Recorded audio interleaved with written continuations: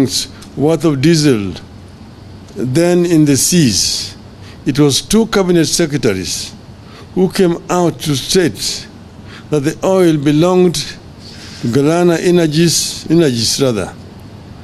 Galana has hired the government. Over this same weekend, however, Busia Senator Honorable Keo Mtata tabled evidence of the government withdrawing 42,965,290,402 shillings from the consolidated fund without the authority of Parliament and spending it on what it called subsidies to private financial enterprises.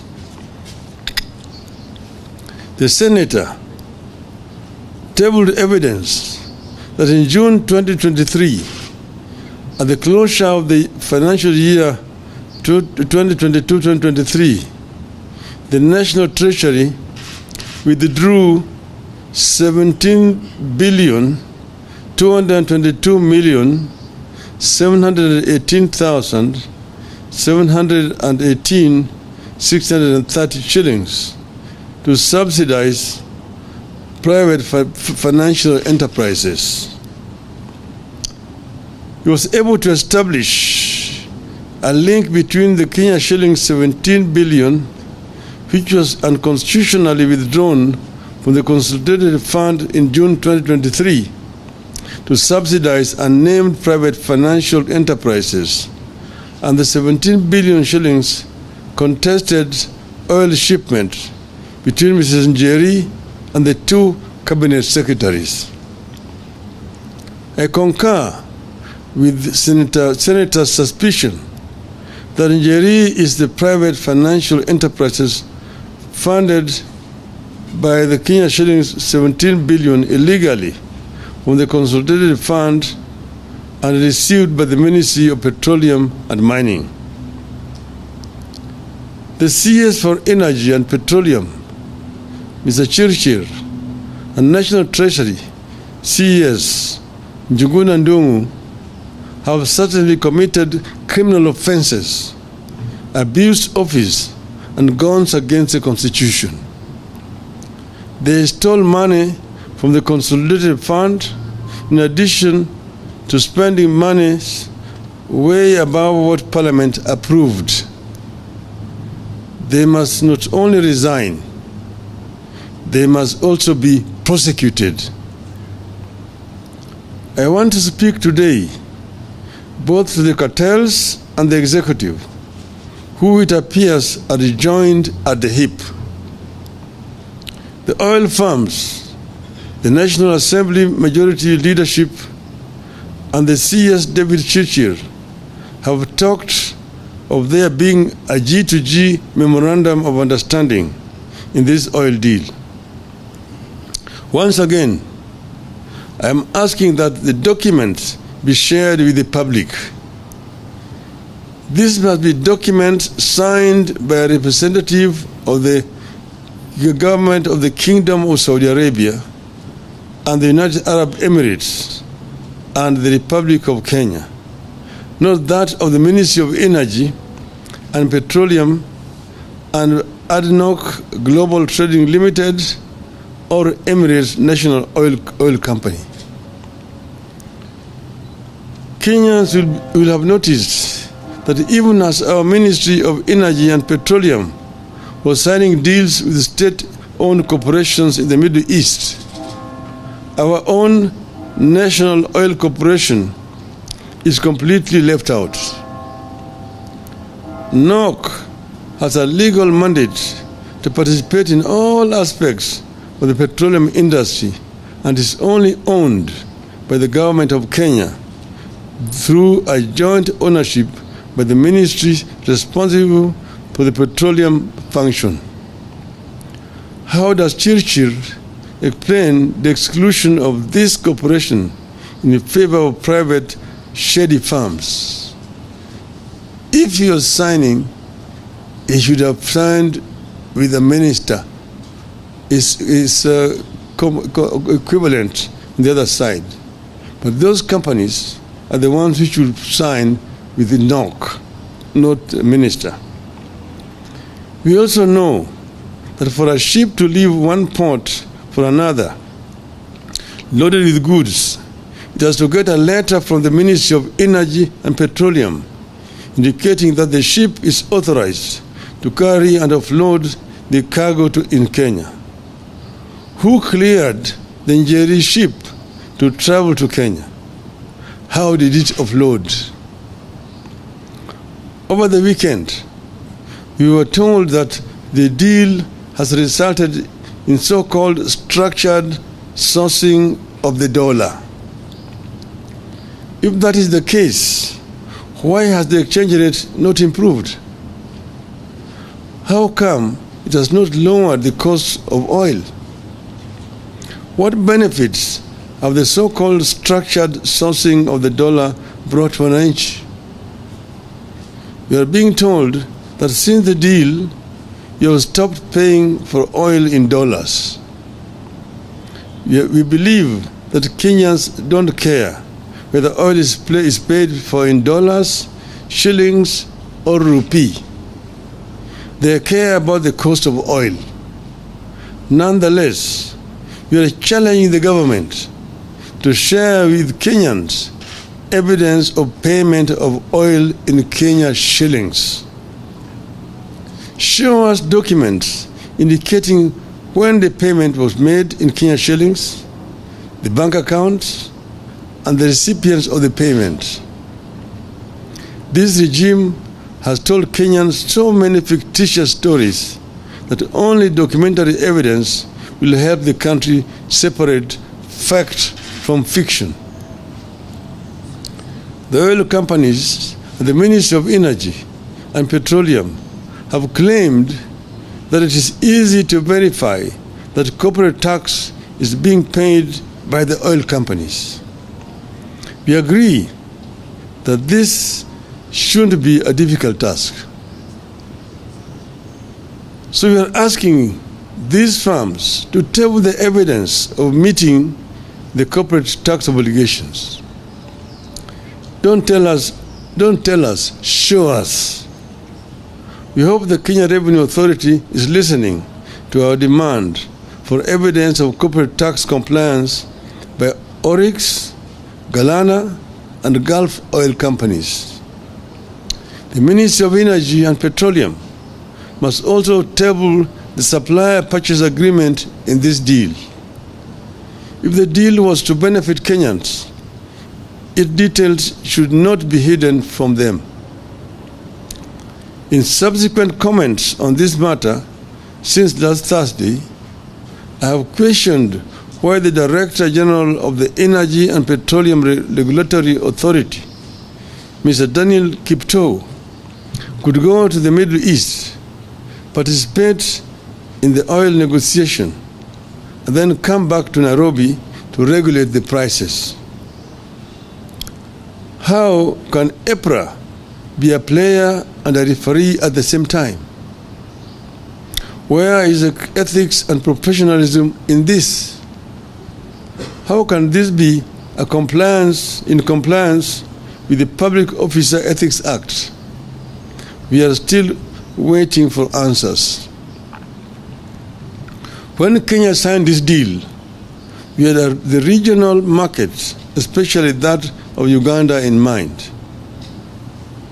The Gulf nations of Saudi Arabia and the United Arab Emirates were definitely aware that we import for the region.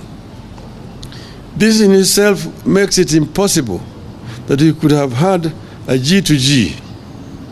Whatever the case, we want to know what happens to the oil we intended for Uganda and onward markets. Are we going to be stuck with and forced to buy it at the old high prices while costs are falling elsewhere? Is that the reason Tanzania's has gone down while ours stay unchanged? Are we stuck with old prices because the negotiators already locked the prices and the oil is coming in the quantities that was agreed on in March?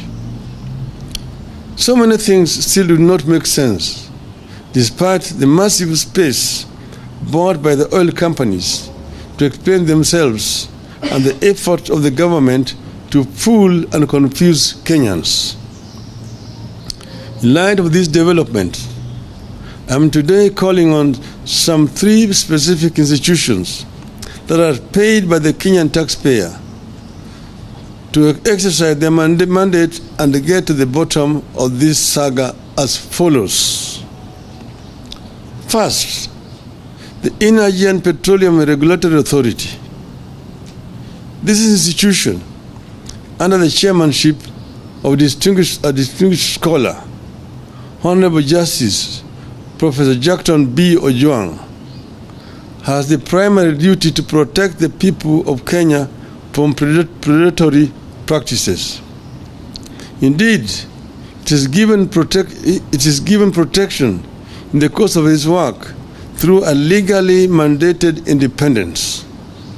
Section 9(3) of the Energy Act says, except as otherwise provided in this Act, the authority shall be independent in the performance of its functions, exercise of its powers, and shall not be subjected to the direction or control of any person or authority. Under the Ruto regime, EPRA has been reduced to being a price fixer and to enable predators in the government to exploit Kenyans by overcharging them for petroleum products. Section 10 of the Energy Act gives the authority the duty, among others, to monitor in consultation with the competition authority conditions of contractors' operations and their trade practices, investigate complaints or disputes arising from the petroleum operations, ensure enforcement and compliance with the national values and principles, protect consumer, investor, and other stakeholder interests. The challenge is now on its chairman to rise up to the true mandate of the authority and investigate the following. 1. Violation of consumer rights under the Bill of Rights in the G2G arrangement. 2.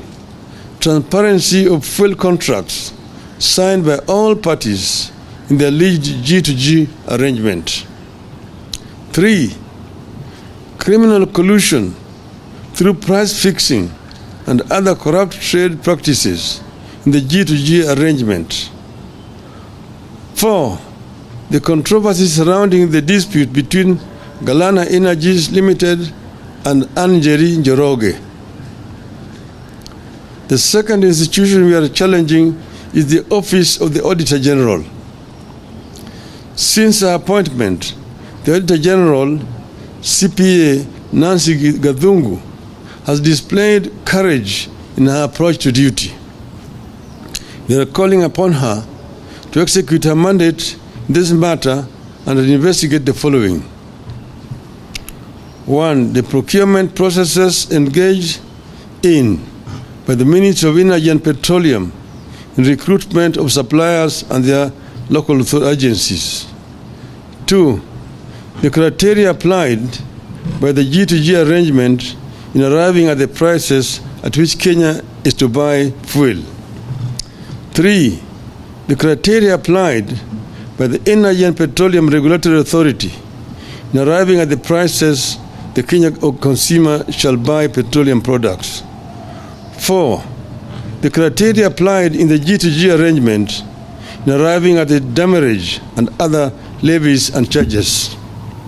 The third institution which we are calling out is the Ethics and Anti-Corruption Commission. Just a minute. We take note that Chairman Bishop David Oginde and the Ethics and Anti-Corruption Commission have been silent about the goings on in the petroleum sector. Allegations of corruption have been made, but no investigations have begun. The challenges on the chairman to start working on the matters raised to investigate the following. 1. Conflict of interest by government officials in the alleged G2G arrangement. 2. Bribery and commissions and kickbacks from revenues raised by the G2G arrangement. Solution through price fixing and other corruption and violation of procurement local agencies. Once again, we reiterate that we stand by every word that we have said on this oil deal. We will not relent on this matter until the truth is known and punishment that fits the crime is meted out. In the meantime, heads must roll at the Energy Ministry and National Treasury. End of statement.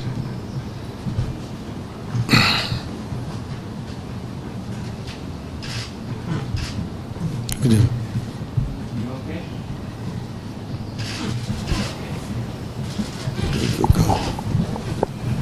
We can leave it there.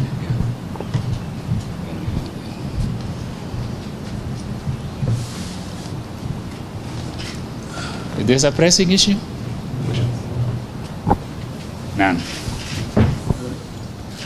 No question. There was no question. Satisfied. Leto nchini itachangia kupunguza kwa bei ya mafuta. Kwa upande wako una matumaini kwamba bei hiyo itashushwa chini? Kisha cha pili, Rais pia amesema kwamba kama kuna ithibati kuhusiana na madai ambayo kwa sasa unaibua, weke wazi. Asante. Rais aliongea jana juu ya bei ya mafuta, lakini sisi tunaongea juu ya mafuta ambayo tayari iko hapa. Yeye mwenyewe anajua ati matangi zimejaa na mafuta kwa sababu Uganda imekataa kuchukua hiyo mafuta sababu bei yake iko juu. Sasa hiyo mafuta ambayo nasema ni tayari iko hapa, tunasema bei itashuka chini. Sababu gani bei hiyo haishuki chini wakati huu? Mbona nangoja mpaka mwezi ujao? Haya yote katika hiyo statement ambayo mimi nimetoa, nimesema mambo mengi zaidi. Nimeongea juu ya vile hii mafuta yenyewe ilikuja hapa. Kwanza walisema, na hata yeye jana alikariri, ati hii ni serikali na serikali, yani G ni government to government. Lakini ile makaratasi ambayo nasema ziko hata mbele ya bunge ni karatasi ambayo zimewekwa sahihi na bwana Chirchir kwa upande hii, lakini ngambo ile hakuna waziri upande ile ambaye ameweka sahihi. Hiyo sio G2G. G2G must be government to government. Tumesema yeye ameweka sahihi na makampuni pale. Tumesema kama ingekuwa sawa, tuko na kampuni vile vile hapa Kenya ya serikali inaitwa National Oil Corporation ambayo ilingeweka sahihi na hiyo kampuni ya Saudi Arabia na hizo kampuni nyingine ya Emirates, sio waziri wa serikali ya Kenya. Kwanza hiyo yanasema ni ukweli, yale ambayo nasema hiyo ni uongo, sio kweli. Hiyo ni uongo, sio kweli. Kanini wamewacha kampuni ya serikali hapa, alafu wanakwenda kuchukua makampuni zingine ya binafsi kama Oryx, kama Galana, kama Gulf. Kitu gani, shida gani iko na kampuni yetu ya NOC hapa? NOC imepata kiniwi kimi siku gani ili Israeli ikaweka sahihi? Ndio kwa sababu hawa jamaa wenyewe walienda ngambo ile na wanapata rushwa kupitia kwa hiyo makampuni ambayo wameweka hapa. Tena waniambia mimi ati makampuni ya mafuta amenijibu. Katika taifa letu hapa makampuni makubwa ya mafuta ni Vivo, ni Shell, ni Total. Hawa hawajanijibu. Wao wenyewe wanaumia. Uliza hao, mimi nafanya biashara na makampuni ya mafuta. Wanaumia wote. wana shida, kwa sababu hawa makampuni mengine yamewekwa hapo katikati, ndio wamefanya biashara na hawa makatels. Bwana Chirchir, na mimi nataka kutoa shukrani kwa watu wa Bomet kumonyesha ya adabu, manake hajui adabu vile wa Kenya wana shida. Vile wana shida zaidi ni hawa watu wote. Hata Bwana Ruto wanampatia ile tu heshima, lakini hawakukubali yale alikuwa anasema. Wanachukua nasema uongo. Haitakikani mtu ambaye anajiita rais awe kila mara akitoka na msimamo namna hii anasema uongo. Sema ukweli. Ukweli haiozi. Na ukweli kidhihiri, uongo ujitenga. Kujibu. Shukran.